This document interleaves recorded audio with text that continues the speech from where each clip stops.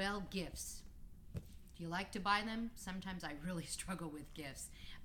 So I have people that are very difficult to buy for in my life, and I have people that are very easy to buy for.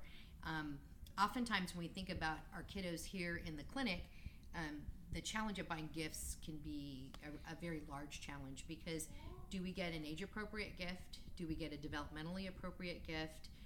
We're afraid of getting something that, if we do it developmentally, will the parent think that that's too immature?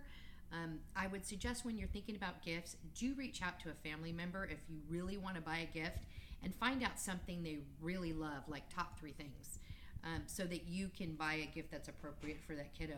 But when in doubt, gift cards are great. Sometimes it's great for the kid to go over to Target or to go over to Walmart or the Build-A-Bear store or whatever, and be able to get what they want.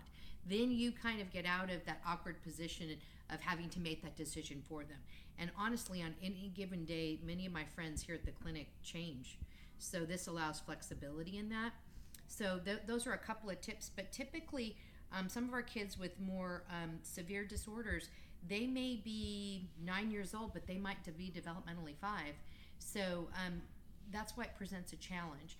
You can also, there are also some real friendly websites for sensory friendly toys, and for also toys for kids with disabilities. You can actually just go look on the internet, and there's going to be some suggestions. And if there's something you want to get and you're not too sure, send that parent a link and say, what do you think? Would this be appropriate? Would this not? So I would venture to say, with this population, it's probably best to check, and unless you really, really know that kiddo, and not to make that decision and put yourself in an awkward situation. The other thing I think about with gifts is, many of our kids don't really like the idea of gifts. Parents think that's great in a big party, but our kids don't like being the center of attention often, and so oftentimes they'll be opening gifts, and there'll be another kid trying to say, that's my gift, that's my gift, and it's very, very overwhelming. So I know parents that do parties without gifts. I know parents that do parties with a donation, and that kiddo gets to take that donation in their name. So think about those types of things also when you're somebody planning a party, and especially if you have a child that has very limited interest, may not be the best idea to have gifts. So we've given you a couple of options.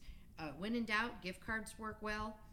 Maybe gifts aren't something you even want to consider, and really look at the fact, if you're gonna do gifts, whether you want to open gifts there. Now, I would recommend, if you're not going to open gifts there, that you let the parents of the kids you're inviting know that gifts will not be opened at the event, so they're not disappointed. So these are just a few tips for you to work with. I can't say one's right or wrong. That's up to you all and what you think is best. But these are some of the experiences our families have had.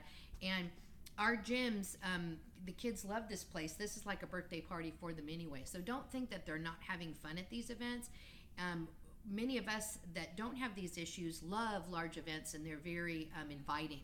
These large events are a lot of times not inviting to our kids. So just think in terms of that, what's really fun for them.